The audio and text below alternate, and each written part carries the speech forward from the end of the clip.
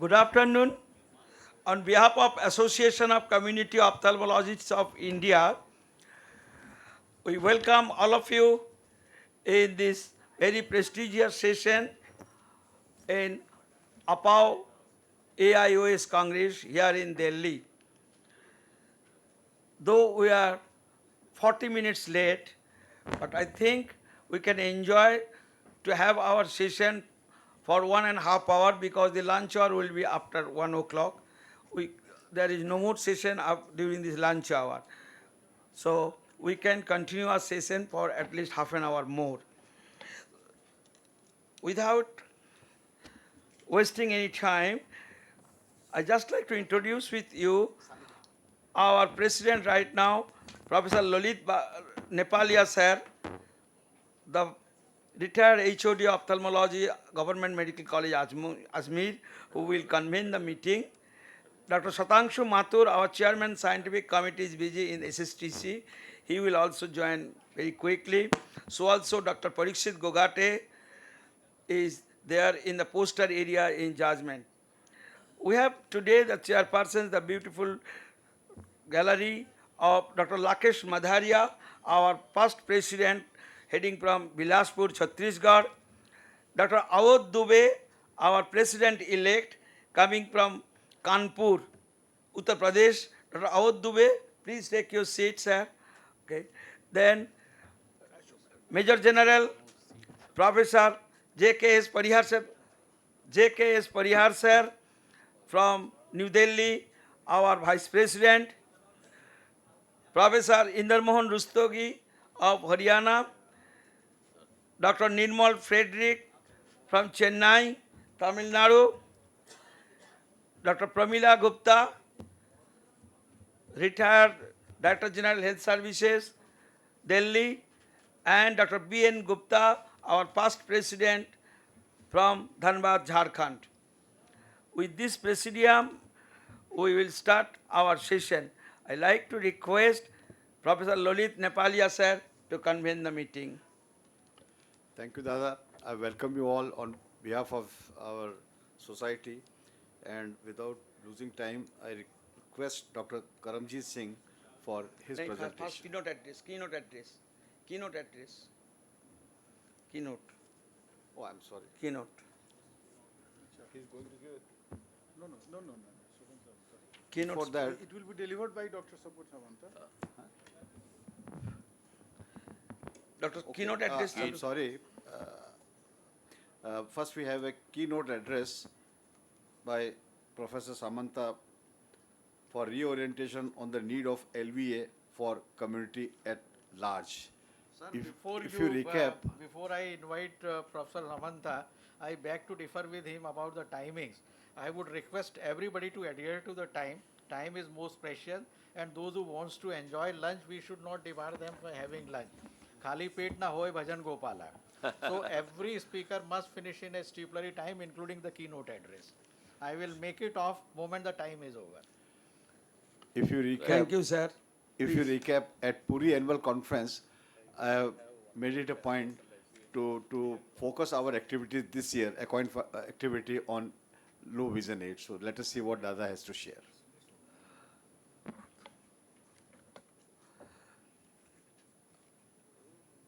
Chalu karo. Screen, please. Respected chairpersons and honorable delegates present here.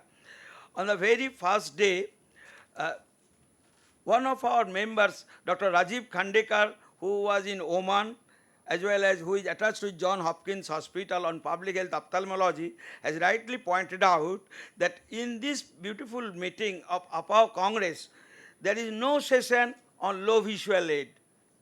But lucky enough that we the ACOINians have got the pleasure to have this particular session here, keeping pace with the directive of our president of this year, Professor Lalit Nepalia, who has taken the academic theme of the year of ACOIN on low visual aid starting from October 2024 again to 30th of September 2025.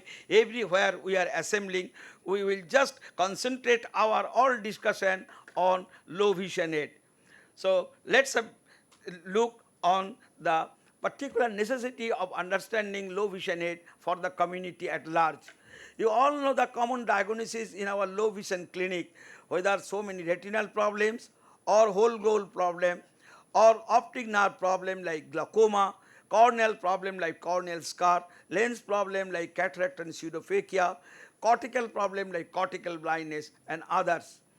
Tipping to our view on the clinical profile of patients attending our LVA clinic, we can jolly well see that most of the LVA problem is concentrating on retina, and then on the other aspects, whole globe, optic nerve, cornea, lens, cortical, even lens. But most of the problem lies on retina, more than 63%. Coming to the causes of low vision in India, amblyopia tops the list. Then optic atrophy, glaucoma, corneal disease, higher visual pathology and congenital eye anomaly, and ophthalmos retinal disease. To give effect to the United Nations Convention on the Right of Persons with Disabilities in the year 2026, 8 subcommittees were formed with locomotor disability, deaf and dumb, intellectual disability, so also. But blindness and low vision is one of those 8 subcommittees. And the Ministry of Social Justice and Empowerment has revised the definition of blindness and low vision rights of Persons with Disabilities Act of 2026. As per this, we have made the guideline of our low vision aid on 1st June 2001, where so many categories had been done with the vision in better eye and worse eye with so many percentage. I do not like to go into all those. The feedback and problems with all those previous definition as narrated in 2001, that many patients falling in between 40 to 75%. Many patients not fitting within option. It was difficult for the doctors to declare any patients visually handicapped.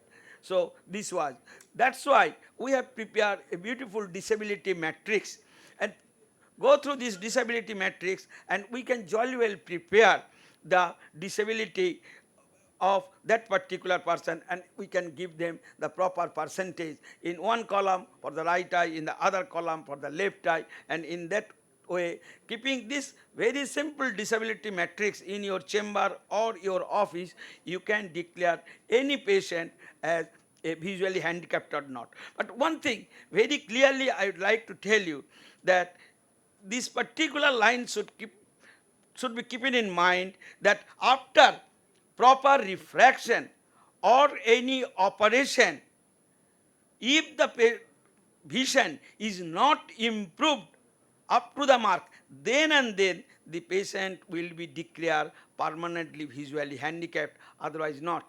And these are the disability matrix and distance equity, and the percentage, suppose in the right eye is 160 and left eye is 660 in the better eye, so you will have 660. So this is the disability matrix, and 60% disability is, as per the present guideline, would be enabled to get some vision or not. So these are all these things.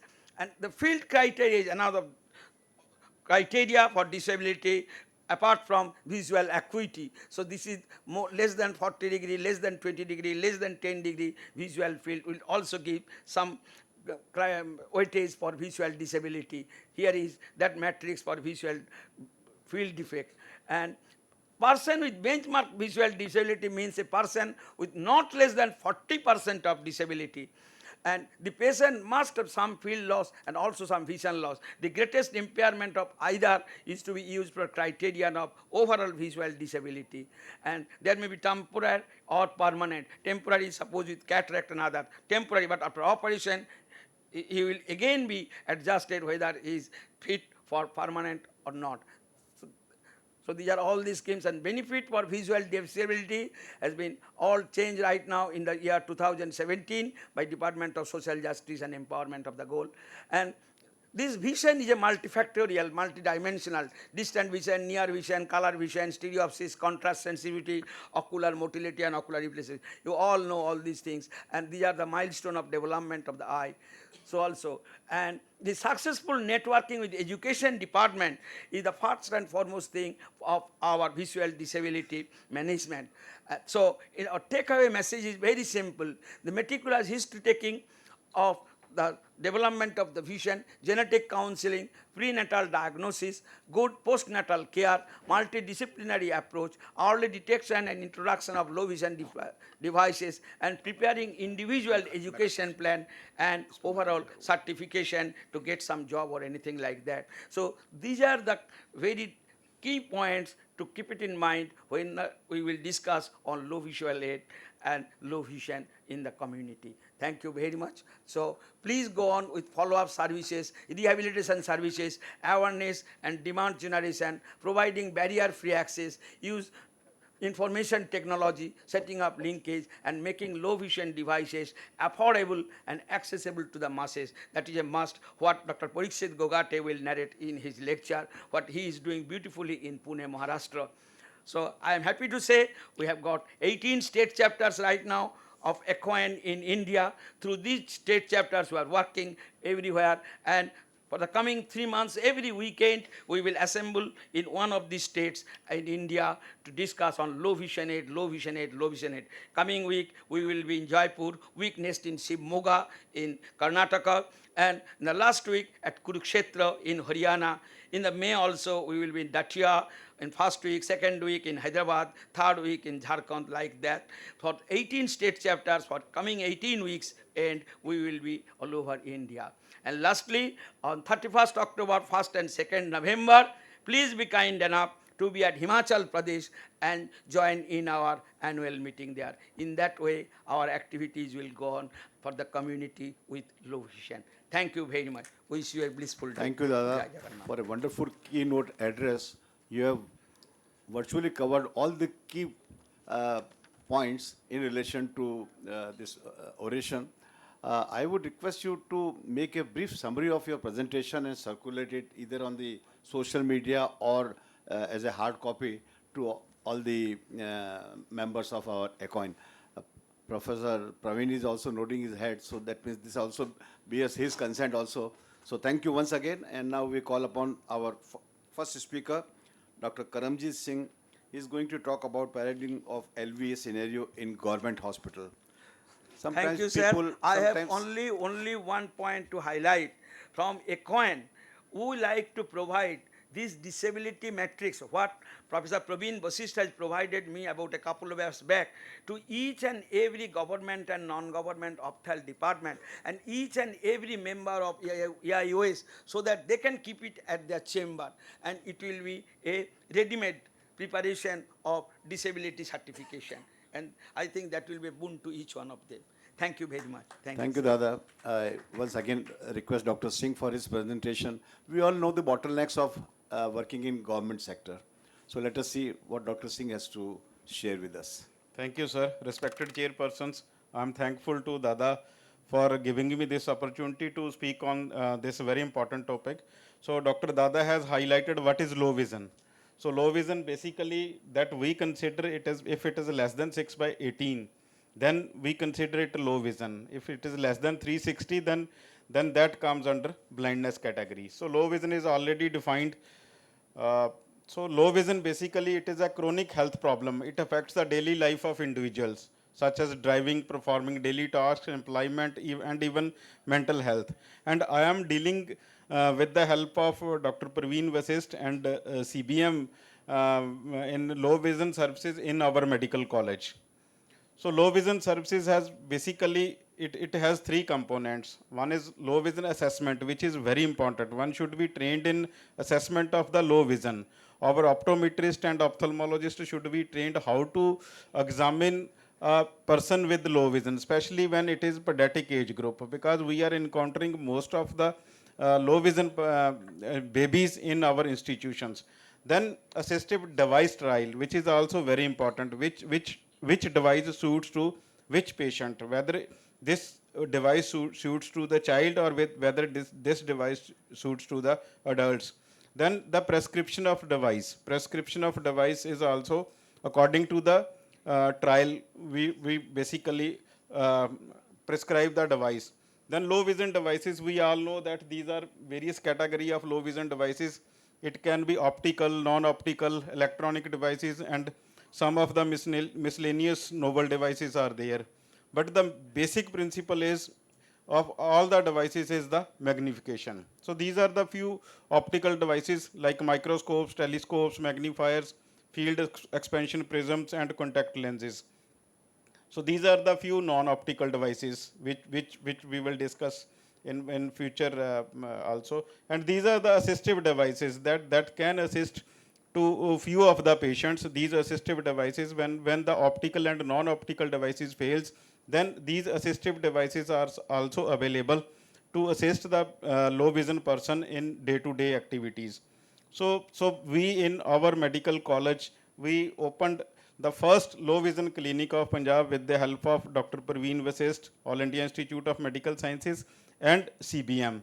So in that we are basically catering 2 vision centers, and from 2 vision centers we screen the persons with different eye ailments and also of low vision. And after that we refer on this referral slip to our institution, and then the trials are given to those patients, and after that we prescribe the low vision devices. Till date, with the help of the CBM, we are giving free devices to the patients, especially the pediatric age group, which is my favorite subject. So then what are the challenges in government hospitals? So in our state in Punjab, there is availability of very few hospitals which are doing these low vision services. In the government sector, only our institute is doing low vision services. And there is none or less availability of assistive devices. So assistive devices are also not available in many of the districts. Even we are procuring those devices either from Delhi or from Calcutta. And lack of training on low vision rehabilitation services. This is a very important point, that there are few centers which are giving training to the low vision rehabilitation services. And also there is inadequate funding, and in most of the states the government is not funding on these low vision services. Government is funding on cataract, on keratoplasty, and diabetic retinopathy, etc. But government is not funding on this low vision rehabilitation services. So inadequate funding is there, and also non-acceptance to the devices. These devices, on first look, to the persons, they look little bit odd, you can say, as compared to the spectacles. So there is acceptance to the devices, especially in pediatric age group. The parents, they don't want to accept the bigger devices. So this is the most common cause of our failure of low vision services in pediatric age group. And also social stigma associated with the visual disabilities. When a child is wearing magnifying glasses, when the child is doing his or her work with the magnifying glasses, then the child feels that this is a stigma. So there is some mental block to the child is there. So although we are counseling the parents and the child repeatedly to overcome this stigma, but still this social stigma is still there. And transportation issues are there, especially I'm telling you that the low vision aids, those are not available in many of the states. Even we are procuring those from Calcutta or from Delhi. These issues are there. And in the government sector, in our institutions, so there is one, you can say one block where UDID cards are there. Then disability certifications are, we are helping in disability certifications. We are helping in school admissions and jobs, and we continuously going to the schools and telling the teachers that this child is having low vision, but this child is a normal child. So you can little bit give more time as compared to the other children to this child. And we also tell the parents and the patients about the government schemes and concessions which sometimes or not patient is not aware of. So this is what we are doing in our government institutions. Thank you very much for your patience Thank you, hearing. Dr. Singh. Uh, First half of your presentation reminded me of Professor Praveen's presentation at annual conference of Rajasthan chapter in Jodhpur. But second half, I think you have raised very vital issues in relation to the bottlenecks we are facing while working in government hospitals. And luckily, we have Professor Praveen Vashish with us in our ACOIN. He's a very resourceful man. I'll request him personally and on behalf of everyone uh, in ACOIN to look into these gaps, use his vital, relations at upper sector and really do something for to bridge these gaps. They are making our working many times a failure. So we have to look into these gaps, and a resourceful man like Professor Vashisht can help us by taking these issues raised by Dr. Singh in his presentation with Government of India, Ministry of Health, Blindness Control Program, and other platforms to address these issues. Thank you very much, Dr. Singh, again. Thank you, sir. Thank you very much. I call upon the next speaker. Huh? Dr. Pratik Nishant. He is going to talk about paradigm of LVA scenario in non-government hospitals. My God, we have already learned about the gaps in government setup. Now let us see what Dr. Pratik has to highlight about non-government setups Esteemed in Chair, relation ladies to and LVA. gentlemen, thank you for the opportunity, ACOIN. So until recently, I was associated with this hospital known as the AIOS2025-GP173 Hospital, and I would be presenting the scenario of low vision aid services at this hospital. I have no financial interest in the contents. So AIOS2025 Eye Hospital is Eastern India's largest eye care network. It is voluntary and largely charitable with about 80% services free to the poor. Headquartered at Masjid Chak Saran, which is a rural area about 40 kilometers north of Patna. It is a cluster of two hospitals. The Center of Excellence is a new 500-bedded hospital, and a 200-bedded old hospital block is located about 700 meters away. 4 other surgical centers are there. 39 teleophthalmology capable vision centers are run by qualified optometrists, which are linked to the Center of Excellence. The hospital conducts several hundred outreach camps and door-to-door screening programs throughout the year. There's a total yearly performance of more than 1 lakh surgeries throughout the network, and more than 15 million individuals have been benefited over a course of 19 years. Low vision aid services in the hospital are currently available to complement the super specialty services available in the campuses in Masjid, the rural area. They are staffed by optometrists cum counselors and headed by a senior optometrist. They are supervised directly by the medical director, who is an ophthalmologist. Initially, the procurement of the devices and other low vision aids was entirely dependent on external funding. And initially, there was subsidized provision of low vision aids to beneficiaries through generous contributions of funding donors until 2020. Today, various optical and non-optical LVAs are available for trials and purchase. By far, AIOS2025 has been the only large-scale provider of evidence-based practice of visual rehabilitation in the region. The Regional Institute of Ophthalmology has started low vision services recently. So the full gamut of low vision services are available at AIOS2025 Eye Hospital, including the low vision aids, as well as the low vision services, including training for the use of these aids, counseling about the government schemes, issuing letters to the school teachers to support these children, screening for low vision in door-to-door campaigns, community awareness about preventable causes of low vision, and recently launched targeted program for prevention of ocular trauma. The full gamut of the causes of the low vision are encountered in the OPD, and these are the operation statistics regarding the patient encounters, the devices prescribed and dispensed. Save and except the time of COVID, more than 100 patients have consulted the low vision clinic every year and benefited. And quite a few number of devices have also been dispensed.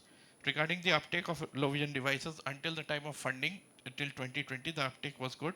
But then after the funding stopped, about 1/3 of the devices prescribed are being adopted, and rest are not being adopted by the patients from the hospital concerned. Regarding the qualitative evaluation about the people who accepted, these are the statements that are heard about the sentiment of the people who accepted those low vision devices. Makes them happy, it improves their learning, it makes them feel included, It maintains employment. Some of the people said they should have known about it earlier, and LVAs make their lives better. About the people who refused, some say it's expensive, cumbersome. Some say they will seek second opinion. Some say they have limited visual demands. Some say it is not needed, and some have accepted the disability as being a fate uh, that cannot be cured. So to take home message is the non-government hospital has made low vision services available to hitherto underserved population of rural Bihar. There still remain some limitations of acceptability and affordability. There is need to raise awareness about potential quality of life improvements associated with LVAs among patients, caregivers, and the general public, and inclusion of these LVAs in public schemes such as PMJY may be a game changer. My acknowledgement to the panel of doctors and optometrists at Jyoti Eye Hospital. Thank you. Thank you, Dr. Pratik, for having such a wonderful setup and for discharging such wonderful services to the downtrodden and needy people of Bihar. Would you tell us about acceptance and refusal ratio? In your As last per the slide, you have strategy.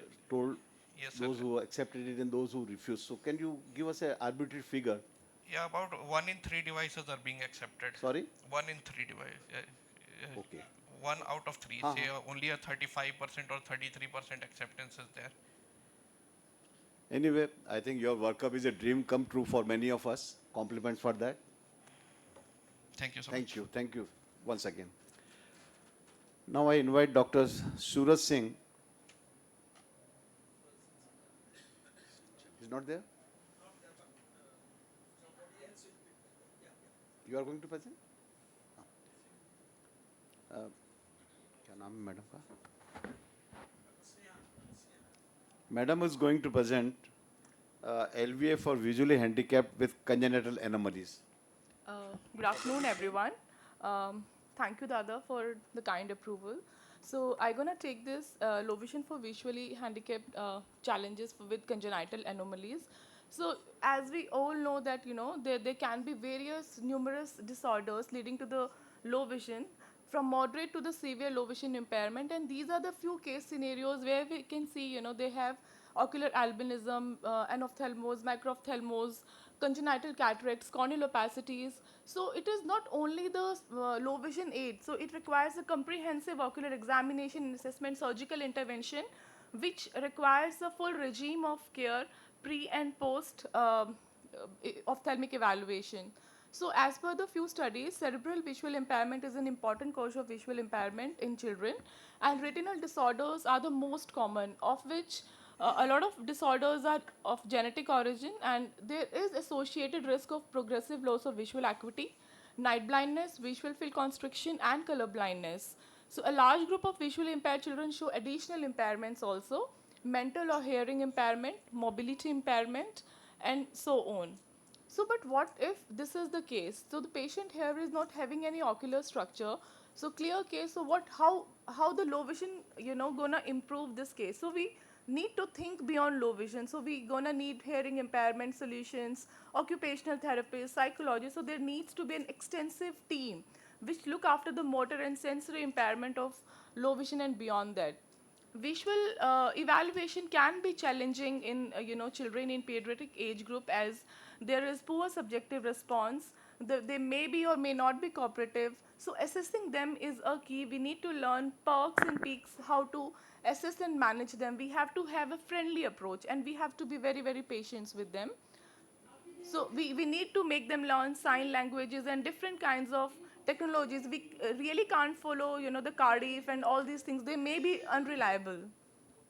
Retinoscopy, I would really suggest, being an optometrist is the key for the low vision assessment, because all the objective methods of assessment of vision like AR, VER, so they may not be very, very reliable, and running into the good manners of retinoscopy with having appropriate frames and retinoscopy bars can be very, very beneficial, and that is the key step where we're going to assess them, provide them suitable low vision aids, provide them suitable level of visual impairment required for their school education, integrated education, special education. So a lot of patients are running when their exam approaches, to get them admitted into the school. So that is a challenge for the patient. You see, when a child is born, how joyful we are, and when the joy is turned into a lot of work and hurdles into the life, and when the patient is running from hospital to hospital.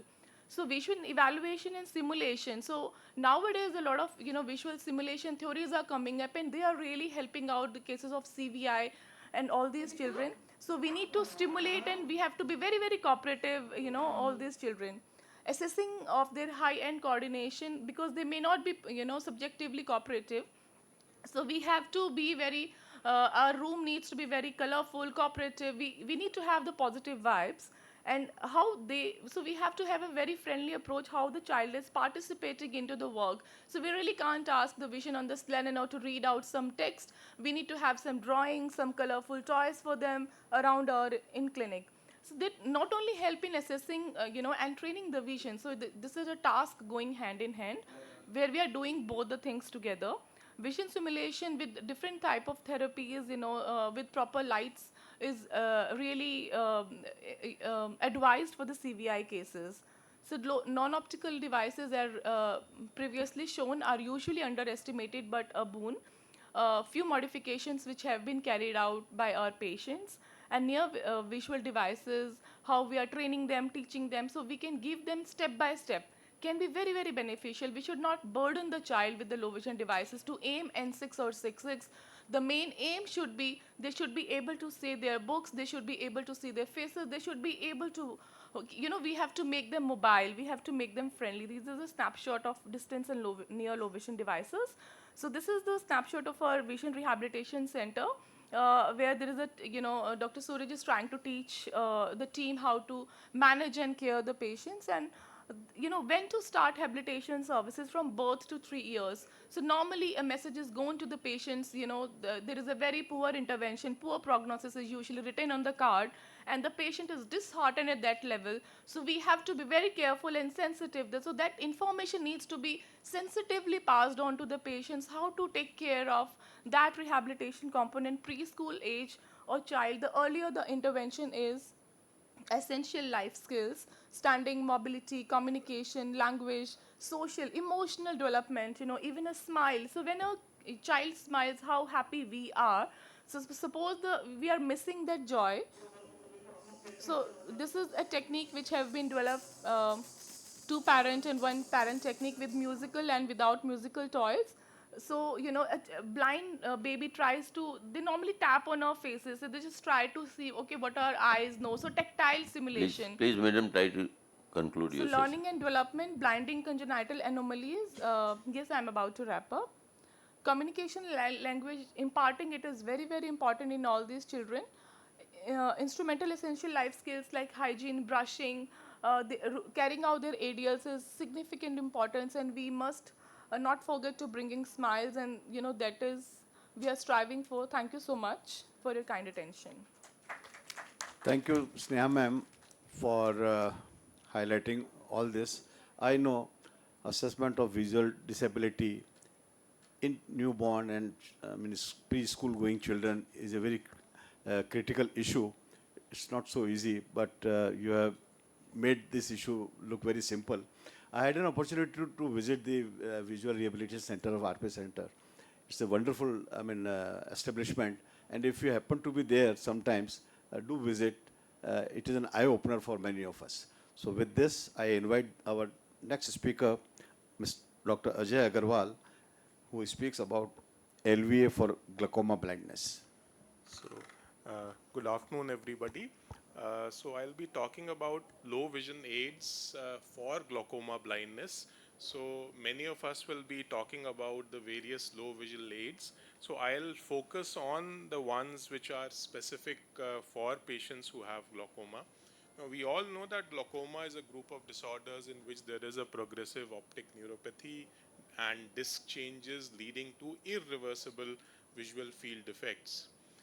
So the management is essentially therapeutic, surgical, and the third component, which is the visual rehabilitation, is something we do not focus too much on. And this is actually needed for patients who have advanced glaucoma with low vision, both children as well as adults. So some of these children with congenital glaucoma, no matter what you do for these patients, they will end up with very poor vision and will be candidates for the low vision aids. And of course, the adults with advanced glaucoma will also require some of these low vision aids. So the impact of this ocular disease on patients is manifold, which you don't realize. Patients living with glaucoma have a number of things which are happening. The visual disorder is the anatomical change. The impairment is the resultant functional loss.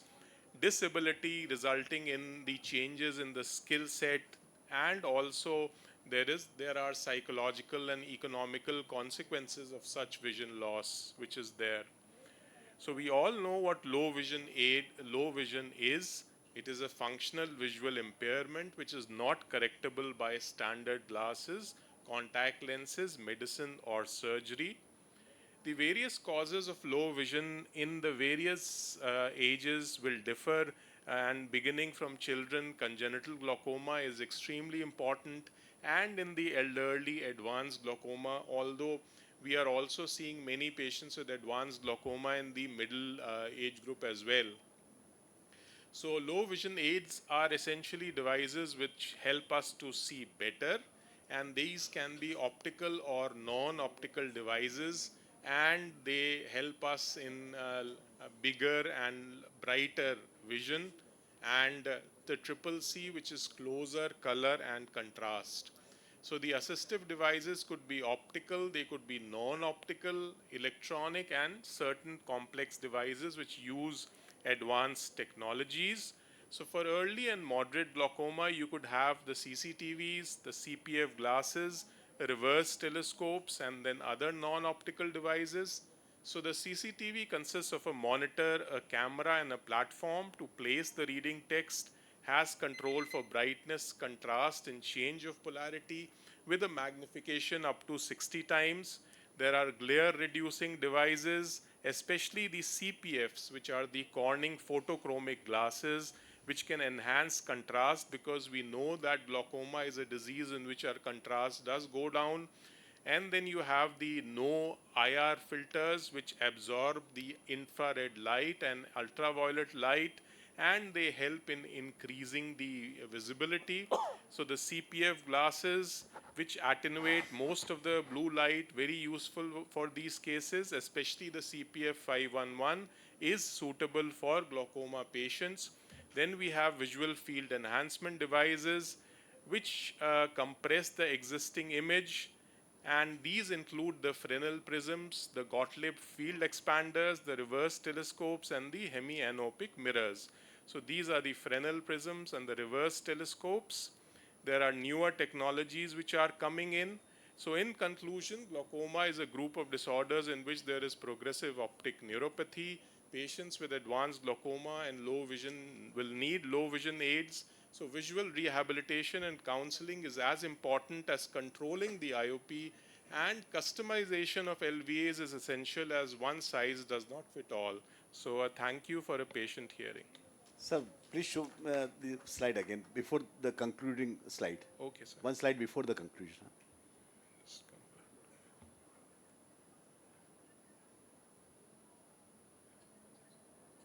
Yeah. So I think, to me, this is the most important slide with Dr. Professor Agarwal's presentation. Thank you, sir. Thank you for taking us through all these newer aspects of rehabilitation of these glaucoma blind people. Our next speaker is Dr. Madharia, and he's going to talk about LVA for diabetic retinopathy. Every conference we have been listening to diabetic retinopathy presentation by Dr. Madharia. Let us see what this time he has to tell us about low vision aids in relation to diabetic retinopathy. Thank you, sir. Good afternoon, respected chairperson sitting in the dais and the respected audience of the dais. A lot of things has been already described, and as Dr. Agarwal sir told, the low visual aid for the glaucoma very nicely. the necessity of low visual aid among the patients with the diabetic retinopathy. As we all know, India has become the diabetic capital and it will remain for 30 years. So the distribution of the diabetes in all over world, it is increasing. And according to the International Federation, there's 415 adults, the millions people are having the diabetic retinopathy, and by 2040 going to increase. As, according to this uh, Smart India study, diabetic retinopathy, in diabetes 12.5% prevalence of the diabetic retinopathy and 4% is having the vision threatening. These will require the low vision aid. The message, the early diabetic and the treatment of diabetic retinopathy are crucial to prevent the diabetic blindness. We all know the clinical features of the diabetic retinopathy. It is the mild and the moderate severe. Usually the severe non-diabetic retinopathy, they require the visual aid, and these are all the proliferative diabetic retinopathies. They their vision become almost a hand movement to the counting finger. They require the low visual aid in case of the diabetic retinopathy. So these patients, usually the rural patients, they come to us with the hope of the good vision, but we know we can't keep the good vision even with the best operation. So here comes the scope of the low visual aid. The, all the definitions and everything has been already taken up by my previous speakers, and the classification has already been told by our Dada. So the functional effect, the loss of the central vision, which we get in case of the macular degenerations and difficulty in readings, which is usually having after these severe diabetic damage. Then the loss of peripheral vision we get in retinitis pigmentosa. Then the cloudy vision we get. The goal of the comprehensive low visual aid examination is the visual rehabilitation. This is to identify and evaluate and to assess the ocular health, emphasize the need of the patient's beneficiary, clinical assessment, maintain and improve the visual function, the optometric rehabilitation, the appropriate visual rehabilitation. The indications we are dealing with usually mostly with the adult, and in diabetic retinopathy we are more concerned with this. Then different types of the low visual aids which we are having, as it could be optical, non-optical. It was just discussed by Agrawal sir in detail. Usually these are the uh, elderly patients who requires the magnifying glasses, and then magnifiers, different magnifiers, the hand magnifiers, these are required to read, and it has got its own advantage, disadvantage. Then some people like the stand magnifier, then the closed circuit usually called low visual optical devices for the distance. It could be telescope, as it has been already described. Then different type of telescopes are available. Then the non-optical devices. Then for the illumination this is required. So these are different devices are available, and uh, in the last we can conclude the diabetic blindness can be prevented, and those which unfortunately come into the category of the visually impaired, we can provide them a definite device. Thank you very much. Thank you, Dr. Matharia. I agree with you. We all are realizing right now also that diabetic retinopathy is coming as a tsunami in present scenario. In last couple of years, there has been a substantial rise in diabetic population, and now we are seeing more number of cases of severe proliferative diabetic retinopathy having a potential threat for the patient to go blind if not treated in time.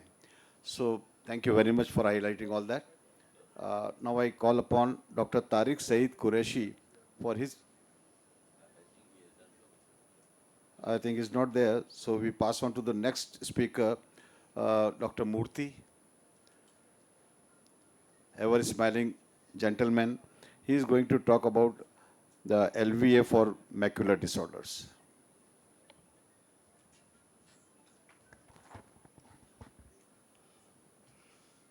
Thank you very much, sir.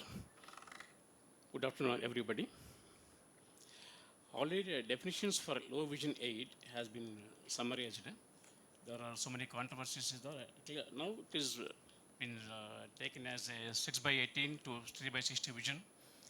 The thing is that low vision aids patient, though he is something like a partially blind, he has a visual potential for planning and execution of his tasks. So they need all support from around people. So in that various categories, there is basically low vision aids, the optical or non-optical device that enhances the residual vision by magnifying the image of the object on the retina. The optical LVAs with sufficient magnification, the normal retina surrounding the damaged center. Sir, let us skip what has already been talked about. Yeah, sir. I mean, skip through the slides to save time. Sir, thank you, sir. Various macular disorders for indicating the LVAs are important key components.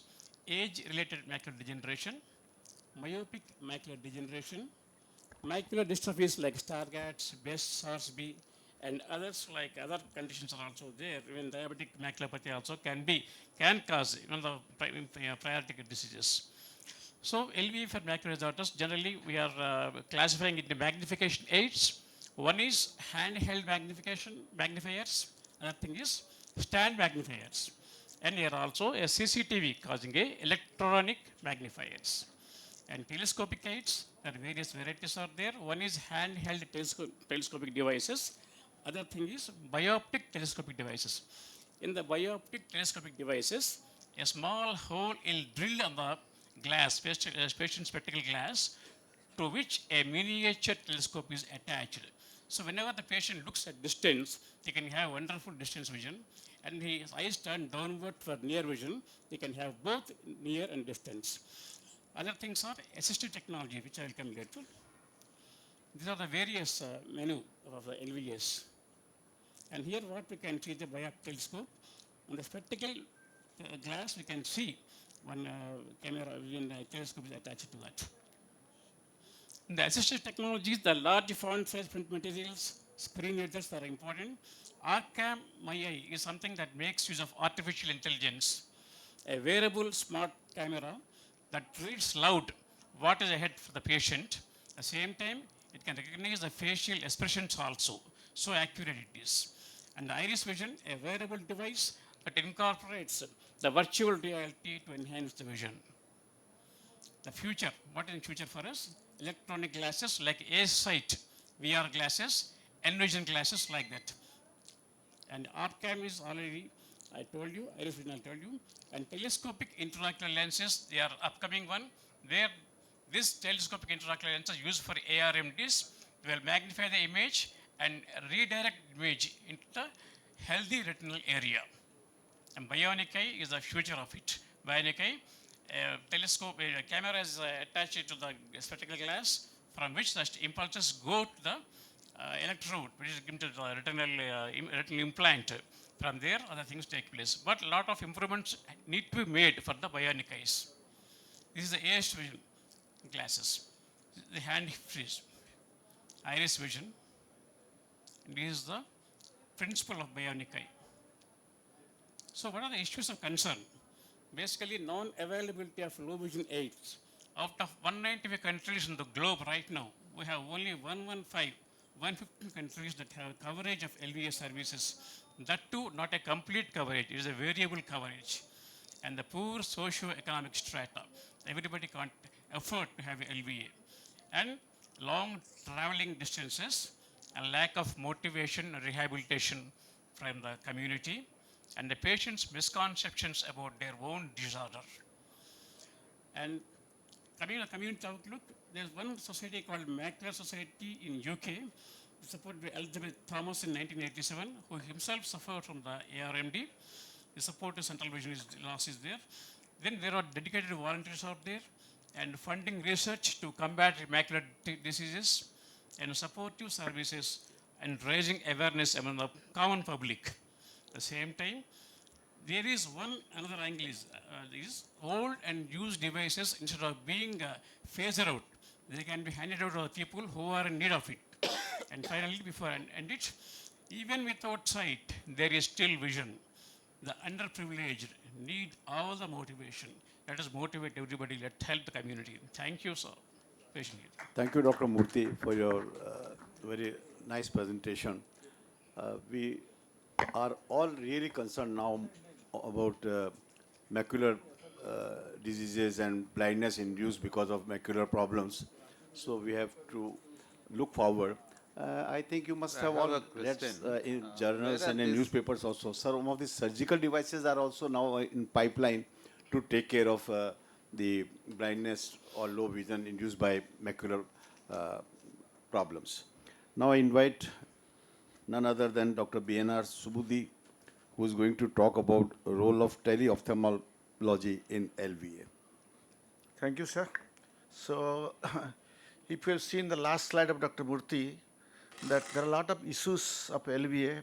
One thing, people in rural area, they do not get this LVA assistance, and LVA is not a one time. It requires a lot of counseling and a lot of follow-ups also.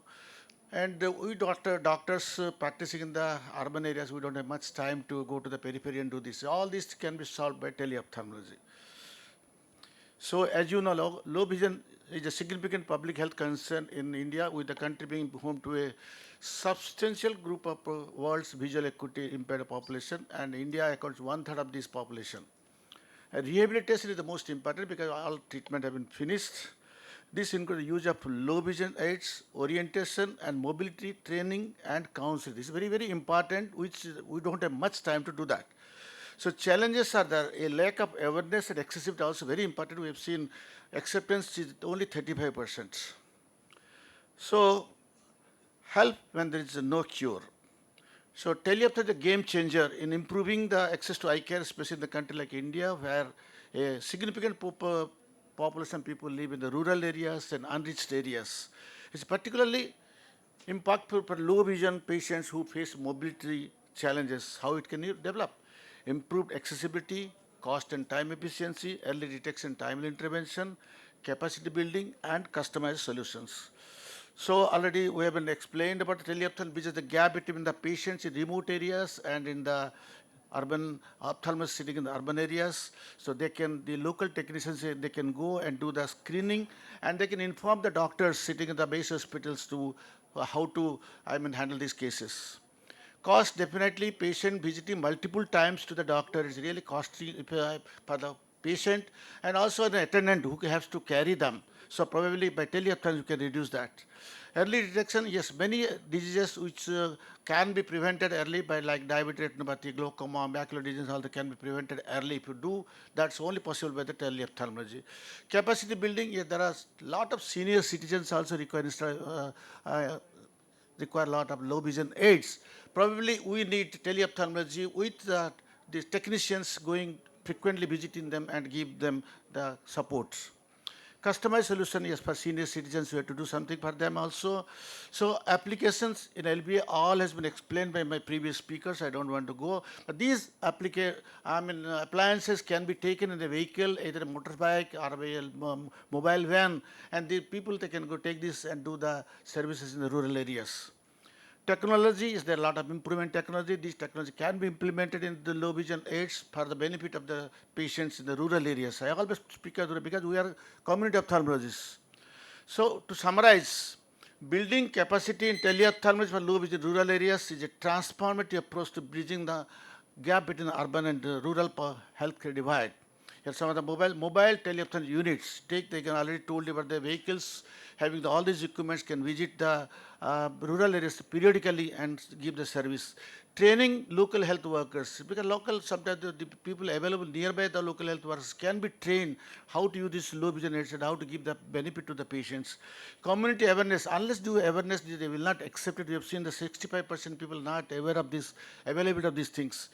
So technology integration, as the research going on, science is improving, we must reach them, reach the rural population and teach them about these technological innovations. Then collaboration partner, only we, government sector or private sector, is not possible unless you involve the NGOs like Rotary Club, Lions Club, all these things, so that they can help us in the propagating the low vision aids for the people in the rural areas. They have seen Rotary and Lions have done a lot of services in the rural areas for this concern. Policy, yes, unless there is a government policy, we cannot do everything. So government has to come forward for the low vision aid for the people, because they are very expensive. It's not available, and so the practicals are not available in the rural areas. So it has to be subsidized aids, so sometimes you have to give free of cost too. And also, not a single time, we have to monitor and evaluate whether the patient is accepting or not. That is very important for the low vision aids. So only teleopticians can do. So to conclude, teleophthalmology is the revolution to low vision care by bridging the gaps in accessibility and enhancing patient outcomes. Continued advancements in technology and infrastructure will further expand its reach and impact these poor people who have been deprived of the vision because of so many factors. So can we help them? Thank you. Sir, I fully agree with your concluding remarks. Teleophthalmology proved a boon during the COVID season, if you all recap.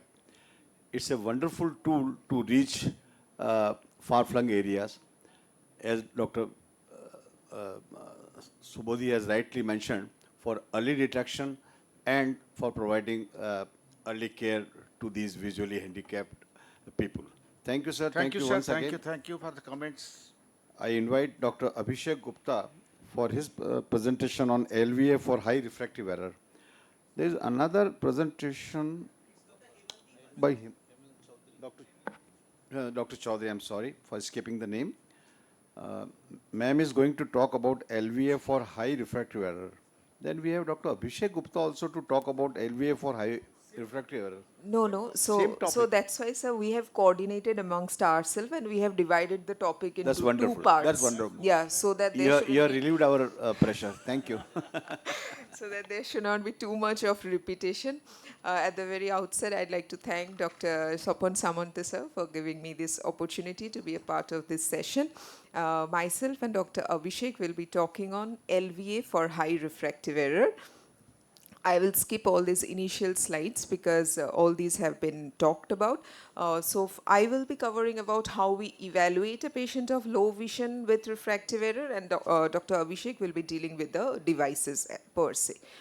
So first, in the evaluation of low vision patients, we have to do a proper detailed history taking. Functional evaluation has to be done, and then the low vision trial and management has to be done. So when we talk about the history taking, it has to be the general information about something about the birth history and all, then how the ocular history, the systemic history, whether the patient has any comorbidities or anything, how the class in which the kid is going, the employment or the requirement of his job description, all these needs to be taken into account. Economic status also needs to be known about, and what are the task related history, these also we have to understand. So as in any examination, we first have to go for the visual acuity followed by refraction. The field testing has to be done.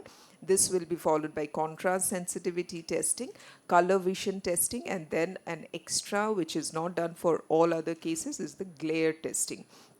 For visual acuity, we can stick to our Snellen vision chart, or logMAR is more recommended for distant vision, and for near vision, it can be a meter system.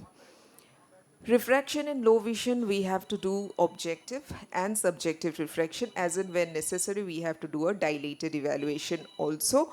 Radical retinoscopy and bracketing technique are something which is helpful for patient having low visions. Contrast sensitivity, the standard Pelly-Robson chart is followed, and we have to know about the functional capabilities of the patient. Color vision, we can follow the standard Ishihara, and this will help us to know about what is the career advice that we can give, because there are certain jobs which require patient to have no color vision blindness. Visual field can be done by confrontation, but perimetry will be preferred. Amsler's chart more relevant for macular disorder. Glare testing is done by a brightness acuity test, and it will let the person know that his assessment indoors and outdoors, how he fares with the glare testing. Now, coming to the devices as such, already these have been talked about, so I'll skip them. One thing is important, that we have to do a calculation of the magnification, how much is the patient's distance and what is his working distance, and that will help us decide what will be the power that we want to give in the LVA. These are the various LVAs for distant vision and for near vision. Some of these have been talked about, of course. This is a Visolet, which is very helpful actually. It also works as a kind of a paperweight. It has an illumination and a magnification, and it can be placed on the table over the print, and it helps to a lot of extent. These are few of the non-optical devices which also has a role. This signature guide here helps persons really requiring those bank signatures and all. This is a useful device for patients having very high refractive error. And these are again some other devices which has also been talked about. Thank you very much for your kind attention. Thank you, ma'am, for highlighting all these points. Now I invite Dr. Abhishek Gupta to talk about LVA for high refractive errors.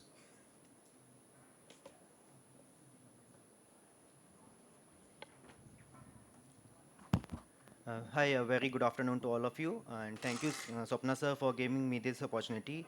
Respected dignitaries on the dais, I will be carrying forward the presentation of my previous speaker, and I will be focusing on the techniques of management of patients with high refractive error.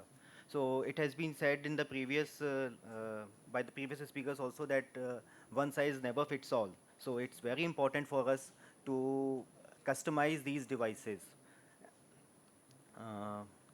My main focus will be on the myopia, and there are 4 techniques which we do for the correction of the LVA in the myopia. First is the spectacle correction.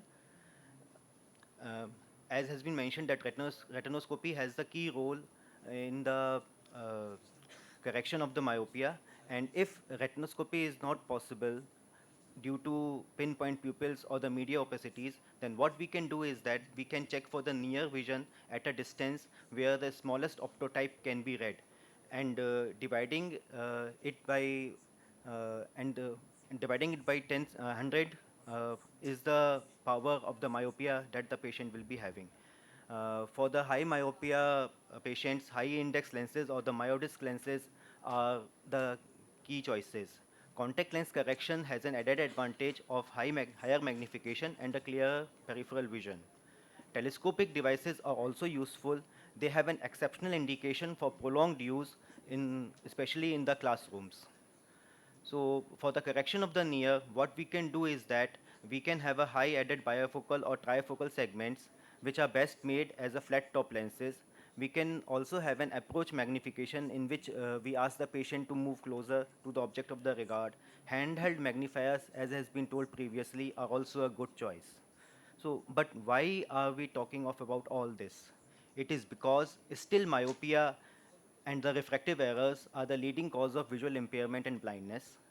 And as in a beautiful article published by Gogate sir, what he has mentioned is that in the study cohort of about 428 students, there are approximately more than 20% of the cases which have improved vision with glasses and with LVAs. And this is quite a significant number. So the last thing, that the only thing was that being blind is having sight but no vision. And also we have to customize these devices as per the patient's need. And what I would like to say in the end is that there are a lot many patients, as was mentioned by Dr. Pratik, that the acceptance of the devices is hardly 33% in the patient. So all those patients who come to us with a mindset that I cannot do it, we have to convert their mindset to how I can do it. So those are the patients which will accept the devices in a very good manner, And procuring the basic devices is now very easy. There are various e-commerce websites in which we can, from which we can buy them. Okay, thank you very much. Thank you, Dr. Gupta. Now we call upon Professor Praveen Vashisht for his concluding remarks.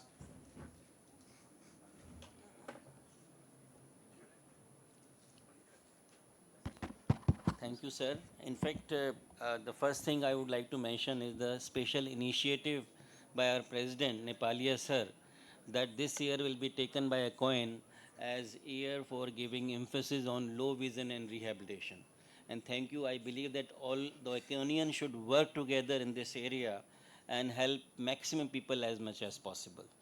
And I believe most of the ophthalmologists specifically, they are not inclined towards working towards low vision area. And it may be sometimes difficult for optometrists to work in this area. So what we need is proper training and orientation for both the group together so that these services can be expanded all over the country. We have done a situation analysis and we got that hardly there at present there are 100 institutes which are providing low vision service in the entire country. And probably it is need that at least we should orient Ministry of Health and Family Welfare, the National Program Control Blindness, that at least they have something. I've seen NPC program, I'm dealing with that program throughout, and surprisingly, there is no word about low vision services in the entire program. I met Director General Health Services, and under his chairmanship, we had a meeting. We decided to have one task force for inclusion in eye care, where rehabilitation is an important component. And I request, especially our president, ACOIN President Dr. Nepalia, that he should form a committee, a task force in ACOIN also, which can work in low vision and rehabilitation. For the institute who are already providing services in low vision, I have one suggestion. Please add on rehabilitation services. In RP Center, with the support of CBM, what we are able to do is that we have a separate dedicated rehabilitation division. We call it now the Rehabilitation Training Center. And what we have done is we have developed collaboration with various agencies like all the school for blind, rehabilitation agencies, vocational training centers, nearly around 75, 76 centers are there which are working in field of rehabilitation. One hospital cannot do everything. What we need is to reach to have a collaboration with all the agencies, and it can be a very good mutual collaboration. They need workup for the low vision cases that hospital people can do it. And what we need is we need to refer such patient to the community for rehabilitation that they are already providing. So we are able to do it, and I feel very happy. Of course, Dr. Suraj Sanjam is not here right now. He has taken special interest in RP Center for this thing, and I am happy to promote him also. Other side, Sneha, which she presented, in fact, she is a key person in RP Center who is dealing with low vision cases, and you must have seen through her presentation what passion she have. Probably that was one lecture which was showing only the practical experience with us. So I expect such kind of initiative. I welcome, sir, from RP Center side, if any agency who require training in low vision rehabilitation, we shall be happy to provide training. I'm okay, Sneha. Sneha will be able to provide training to people. And of course, we have Professor Radhika Tandon as our chief. She'll be very happy. She is also working in the same area, in low vision area. So this is, I can commit from RP Center side, any institute require any kind of training, they are most welcome. I agree with Professor Thank you. Praveen Vashisht, and I will request the President, Dr. Nepalia, to form a committee of 3-4 persons with Dr. Praveen Vashisht, because he has got a vast experience of all these things. Agreed, sir. So in the committee, We'll discuss it. who will be the chief advisor, and we will just carry Yes, yes. forward this thing. Thank He you. has to lead. Yes. Dr. Vashisht has to lead us. Thank you, Professor Vasis, sir. He has nicely elaborated. And I will request all the Kenyan, they have come across Pan India, that they should do something for this low vision aid. And those who are interested, as Professor Vasis has promised, they can give the training. So I will request, at least in other places also, send one your optometrist for this training. It will be really great help to the human being, those who are having visually handicapped, and usually they are the very depressed person. So we are helping this human being. Since we have already overshoot the timing, I will request the next speaker. We have two speakers left, Dr. John Sarkar and Dr. Subhadra Jalali, ma'am. So I will request Dr. Subhadra Jalali to please come and deliver your address.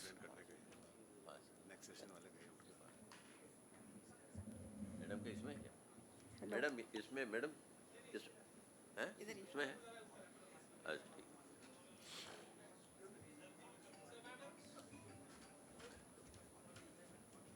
Sorry आपको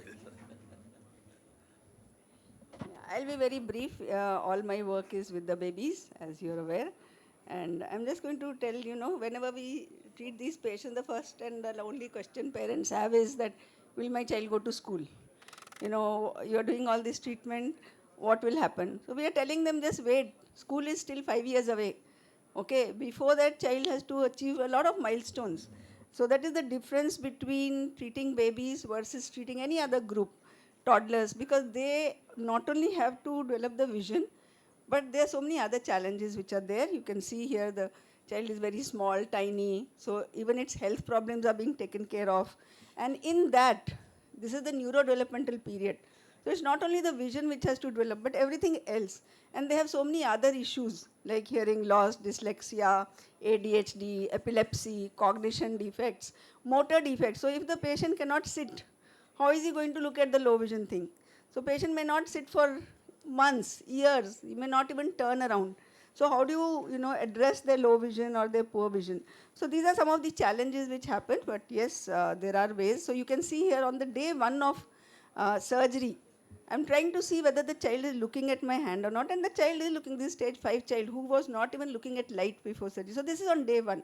So our aim when we operate these children, whether it is congenital cataract or any of the pediatric cases, newborns, we must have that in mind that we have to improve their vision and their neurodevelopment. It's not just giving a good IOL or controlling the pressure. So if we look at the visual acuity outcomes, for example, in the cryopy study, this is at 5.5 years they reported. Before that, they didn't report any visual function. They reported only the teler acuity at 3 years and then the visual outcomes. And you can see it's not very good. Hardly 13% patients got 20/40 or better vision. But in a disease where the retina is attached, why should this happen? We can improve these outcomes, and I had written a letter to editor when they published the ETROP that we can have better outcomes if we also address their visual function, their refraction, vision right from day 1, not wait for things to happen on their own. So that is in my clinic, the day patient comes for evaluation, even pre-operatively, we send them to our rehab. There's a whole session there where the parents learn what is the current vision, how to evaluate, what we have to do post-op, because post-op patients are busy with leaving the station, they want to go back home fast, the child is not opening eyes for a few days, there's redness, watering, there's eye shield, there are eye drops, then you can't give them that training there. So if we can give them pre-op, they have a very good idea that as soon as my child is comfortable, I can start the plan. So the post-treatment visual management, if you have a retina like this, you may think that, okay, this child will see everything, but there is so much scarred retina, what will this child see? With proper care, you can see that at 5 years, his handwriting is better than mine. All this is possible by proper management right from day 1. Not wait for them that they have to go to school and then start working on this. Okay, so we have this program where we Madam, start please them. try to sum Yes, up. We yes, have this is the fallen last slide. acute We shortage of start time. before surgery, then at 1 month, then at 4 to 6 months, we do a lot of teleconsult, WhatsApp videos of what the child is seeing, and that's very important for these babies. So even babies who are handicapped, you can have this what we call as Be Active box. We now also have a pediatric baby vision that you can see in the LVPI stall where we have installed it. And you can actually give them this low vision stimulation, monitor their vision objectively, subjectively, and of course there's no shortcut to the refractions. You can see here, their refractions are mostly myopic, but if they're aphakic, it's not stable. They will have very poor vision to begin with because retina is detached. It attaches only in 2 years. So you have to change their refractions in a different way. So that's what I wanted to highlight, that these children, they can be trained, treated in different ways for their low vision right from childhood, not wait for them to go later in life. And there are various stimulating environments that are made for different types of children, and their vision can be improved, and it can be monitored also, and it can be recorded also. So the approach should be of positivity, as sir said, that they are very depressed patients. They have to be understood that it's a long journey, it's not going to be a short journey, and they have to start with some simple things, and the patient will respond. So don't keep on asking, will my child go to school, will it study? You can do so many things before that. So even in the toddlers, don't ignore their visual acuity and their journey. Most of them can respond very well to colors. So our Dr. Ramesha has done brain and eye study in children who had cataract surgery done later in life, and they found that color vision is something they never lose. Motion is something they never lose. So movement, slow movements, and colors, those are the first steps to rehabilitating the children. Thank you. Thank you, ma'am. Thank you for valuable inputs. I think with this, we come to the end of this wonderful session. I am thankful to all the speakers for their wonderful presentation. Thanks to all my colleagues on the dais. I invite all the speakers and chairpersons to please come for a group photograph. Thank you. Dr. Parikshit Gogate, please to come here. In the meantime, on behalf of ACOIN, I just like to introduce one of our esteemed member, Dr. Rabidhar Bhandari from Nepal, from Geta, Nepal, Dhankari. Dr. Rabidhar, please to come over here. Dr. Rabidhar Bhandari is very much kind enough to institute a new award in our ACOIN National Award, Rabidhar, in memory of his father, and it will be started from this year from our Himachal Pradesh conference. In the meantime, it's a humble request to each one of the ACOINian to register at a very low rate of only rupees 2,500 for ACOIN Palampur 2025. Thank you.